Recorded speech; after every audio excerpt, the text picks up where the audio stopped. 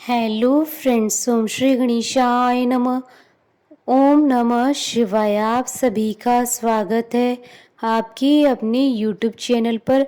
Friends, आज हम आपको इस वीडियो में बताने जा रहे हैं साल 2021 की कजली तीज की पौराणिक व्रत कथा, नीमड़ी माता की कथा, पूजा विधि, शुभ मुहूर्त और सातुड़ी तीज की उद्यापन विधि और महत्व के बारे में। फ्रेंड्स, वीडियो शुरू करने से पहले आपसे रिक्वेस्ट है, अगर आप हमारे चैनल पर नए हैं और आपने अभी तक चैनल को सब्सक्राइब नहीं किया है तो प्लीज़ सब्सक्राइब कीजिएगा चैनल को, साथ ही प्रेस कीजिएगा बेल आइकन को, जिससे नए वीडियो से रिलेटेड नोटिफिकेशन आपको तुरंत प्राप्त हो सके। और वीडियो पसंद आने पर वीडियो को लाइक और शेयर ज़रूर कीजिएगा ताकि सभी भक्तों को इस वीडियो का लाभ प्राप्त हो सके। और कमेंट बॉक्स में ओम नमः शिवाय जरूर लिखिएगा। कजरी तीज का व्रत अखंड सौभाग्य के लिए रखा जाता है। इस व्रत को कजली तीज, सातुड़ी तीज, बूढ़ी तीज, नीमड़ी तीज के नाम से जाना जाता है। इस व्रत को सुहागिन स्त्रियां अपने पति की लंबी उम्र और वैवाहिक सुख के लिए रखती हैं। वहीं कुंवारी कन्याएं भी इस व्रत को कर सकती हैं। मान्यता है कि यदि कोई कुंवारी कन्या इस व्रत को करती है तो उसे मनचाहे वर की प्राप्ति होती है। कजरी तीज के व्रत में सुहागन स्त्रियां दुल्हन की तरह सजती और संवरती और विधिवत माता पार्वती और भगवान शंकर जी की पूजा की जाती है। यह व्रत भारत के कई राज्यों में मनाया जाता है। जो भी सुहागन स्त्री कजरी तीज के व्रत को करती हैं उसे भगवान शिव और माता पार्वती की ओर से अखंड सौभाग्य का वरदान मिलता है। साथ ही उसका वैवाहिक जीवन सुखमय बना रहता है और उनके जीवन में किसी भी प्रकार की परेशानी नहीं आती है। फ्रेंड्स, अब आइए जानते हैं कजरी तीज की पूजा विधि और पूजा सामग्री के बारे में। पूजा सामग्री में 16 श्रृंगार की सामग्री, सुहाग का सामान माता पार्वती को अर्पित करें। सुहाग के सामान के साथ साथ अन्य सामग्री में मेहंदी, हल्दी, बिंदी, कंगन, चूड़ियां, सिंदूर, काजल, लाल कपड़े, गजरा, मांग टीका, नथ और कांटा, कान के गहने, हार, बाजूबंद, अंगूठी, कमरबंद, बिछुआ, पायल, अगरबत्ती, कुमकुम, सत्तू, फल, मिठाई, रोली मोली आदि। फ्रेंड्स, अब आइए जानते हैं कजरी तीज की पूजा विधि के बारे में। कजरी तीज का व्रत करने वाली महिलाओं को इस दिन सुबह जल्दी उठना चाहिए और स्नान करने के बाद नए वस्त्र धारण करने चाहिए। इसके बाद 16 श्रृंगार अवश्य करने चाहिए। इस व्रत में नीमड़ी माता की पूजा की जाती है। कजरी तीज की पूजा शाम के समय की जाती है। शाम के समय नीमड़ी माता को सबसे पहले रोली और जल के छींटे दे माता का आह्वान करें। इसके बाद नीमड़ी माता के पीछे की दीवार पर मेहंदी, रोली, कुमकुम से 13-13 बिंदियां लगाएं। बिंदियां लगाने के बाद अपने दाएं हाथ की तर्जनी उंगली से काजल की बिंदी लगाएं।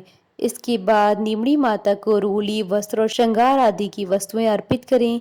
यह सभी वस्तुएं अर्पित करने के बाद कलश पर रोली बांधें और माता को फूलों के साथ कुछ दक्षिणा भी चढ़ाएं।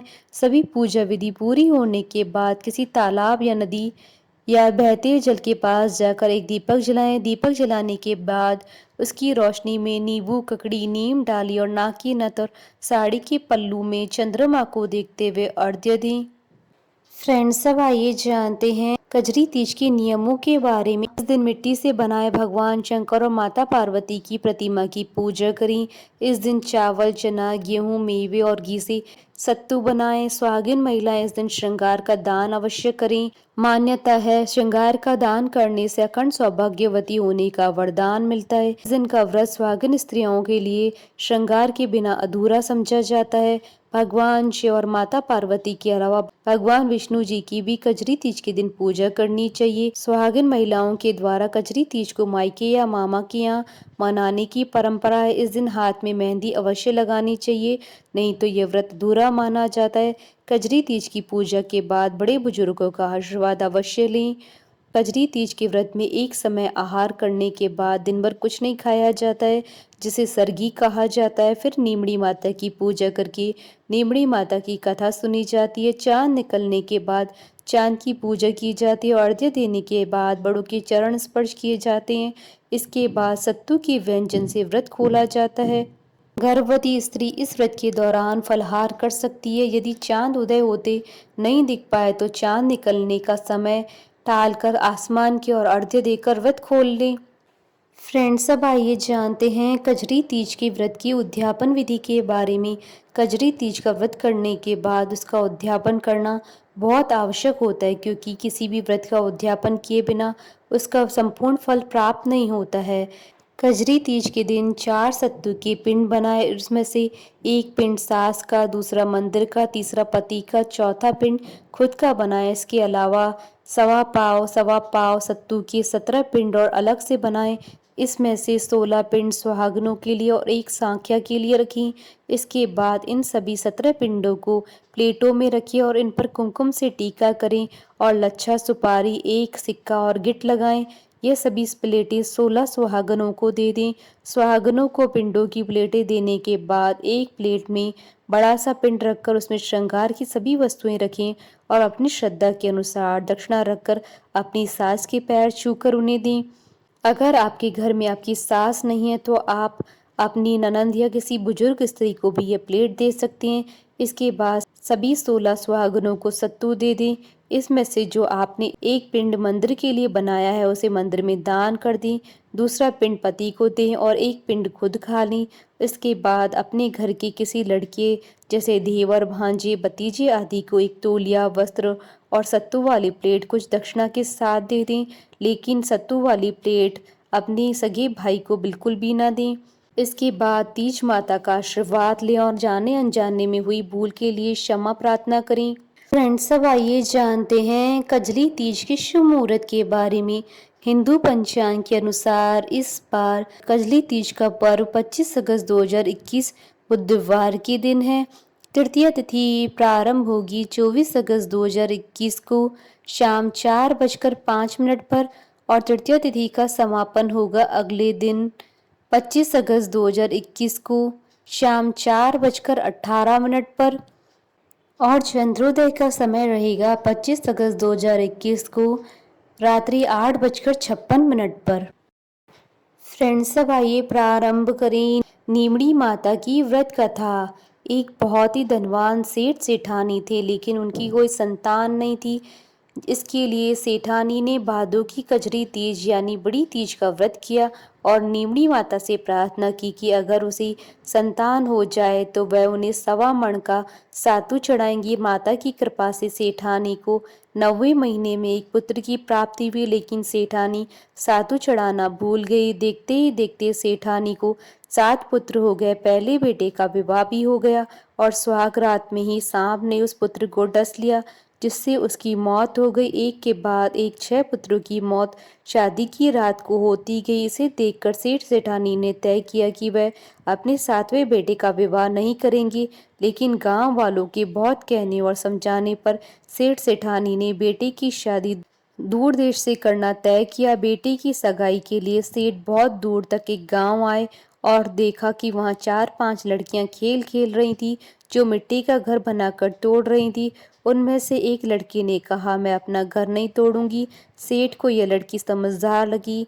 खेलकर जब लड़की वापस अपने घर जाने लगी तो सेठ जी उसके पीछे पीछे उसके घर गए। सेठ ने लड़की की माता पिता से बात करके अपने लड़की की सगाई व विवाह की बात पक्की कर दी।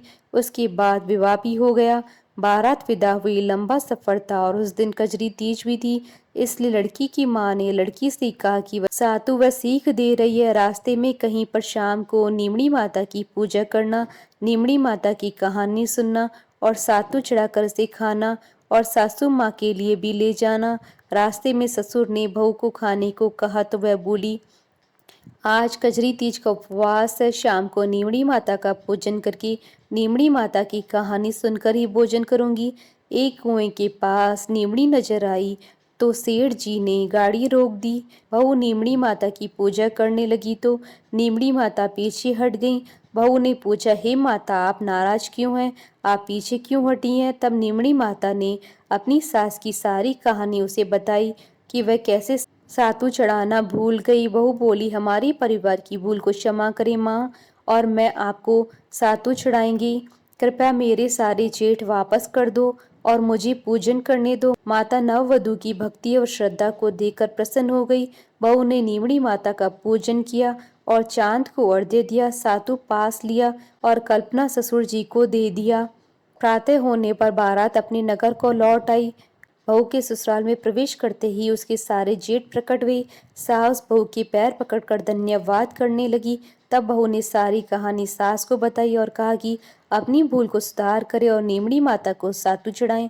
12 महीने के बाद कजरी तीज पर सभी बहुओं और सास ने मिलकर 7.25 मण का सातु नीमड़ी माता को चढ़ाया। ये नीमड़ी माता जैसा उनके आनंद हुआ वैसा सबके हुए। खोटी की खरी अधूरी की पूरी। फ्रेंड्स, सब आइए प्रारंभ करें सातुड़ी तीज की व्रत कथा। कथा के अनुसार एक नगर में गरीब ब्राह्मण रहता था। उस ब्राह्मण की पत्नी ने कजरी तीज का व्रत रखकर ब्राह्मण से कहा, हे स्वामी, मैंने आज कजरी तीज का व्रत रखा है। आप मेरे लिए कहीं से भी चने का सत्तू लेकर आएं, जिससे कि मैं अपने व्रत का पालन कर सकूं। ब्राह्मण अपनी पत्नी की बात सुनकर चिंतित हो जाता है और सोचता है कि मैं सत्तू कहाँ से लेकर आऊं। अपनी पत्नी की बात सुनकर ब्राह्मण उसी समय घर से निकल गया और साहूकार की दुकान पर पहुंच गया और चने की दाल, घी, शक्कर आदि मिलाकर 1.25 किलो सत्तू बनवा लिया और घर की ओर चलने लगा। साहूकार ने उसे जाता देखकर रोका और पैसे देने के लिए कहा। ब्राह्मण के पास पैसे नहीं थे, जिसके बाद साहूकार और ब्राह्मण के बीच में बहस होने लगी। दोनों के बीच जोर जोर से बहस होने पर साहूकार की नौकर भी जाग गए और चोर चोर की आवाज लगाने लगे। ब्राह्मण यह सब देखकर वहां से भागने लगा। तभी साहूकार के नौकर उसका पीछा करने लगे और उसे पकड़कर साहूकार के पास ले गए। ब्राह्मण ने साहूकार को अपनी स्थिति के बारे में बताया और यह भी बताया कि उसकी पत्नी ने आज तीज का व्रत किया है, इसलिए मैंने यह सत्तू बनवाया है, जिससे उसका व्रत पूर्ण हो सके। साहूकार के नौकरों ने उस ब्राह्मण की तलाशी ली, लेकिन उन्हें सिवाय सत्तू के अलावा और कुछ नहीं मिला। वहां घर पर उस ब्राह्मण की पत्नी उसका इंतजार कर रही थी ताकि वह अपने व्रत को पूर्ण कर सके। साहूकार को उस गरीब ब्राह्मण पर दया आ गई और उसने उस ब्राह्मण से कहा कि आज से तुम्हारी पत्नी मेरी बहन है। जिसके बाद उसने ब्राह्मण को सत्तू, गहने, रुपए, मेहंदी और लच्छा और बहुत सारा धन दिया और उस ब्राह्मण की पत्नी ने कजली माता के व्रत को पूर्ण किया। हमारे साथ इस वीडियो में अंत तक बने रहने के लिए आपका धन्यवाद। ओम श्री गणेशाय नमः। ओम नमः शिवाय।